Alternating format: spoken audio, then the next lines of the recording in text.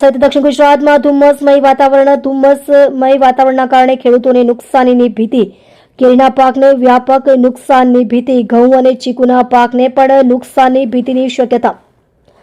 ખેડૂતો ચિંતામાં મુકાયા. ખેડૂત આગેવાન જયેશ પટેલે આપી માહિતી આપતા જણાવ્યું કે આ ધુમ્મસના વાતાવરણને કારણે કેરીને નુકસાન પહોંચી શકે છે. કેરીના પાકના મોરવાને વ્યાપક પ્રમાણમાં નુકસાન થશે. સાથે ઘઉં પકવતા ખેડૂતોને પણ નુકસાન થવાની ભીતિ.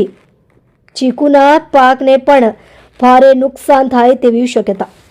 આપ જોઈ રહ્યા છો ગુજરાતની સૌથી પહેલા ખબર આપતી Surat express news channel. Director Rajesh મંગલેની સાથે.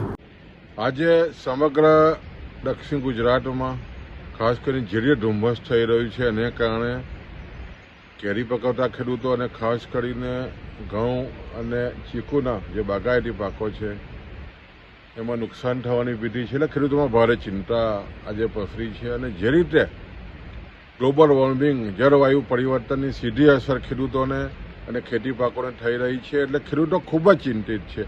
અને આજે જે રીતે ધુમ્મસ છે, લગભગ સવારથી જે રીતે ધુમ્મસ છે, ખૂબ જ ગાઢું ધુમ્મસ છે, એને કારણે ખાસ કરીને કેરીના પાક અને ઘઉંના પાકને ખૂબ જ મોટું નુકસાન થવાની ભીતિ ખેડૂતો ખાસ કરીને ચિંતા સેવી રહ્યા છે.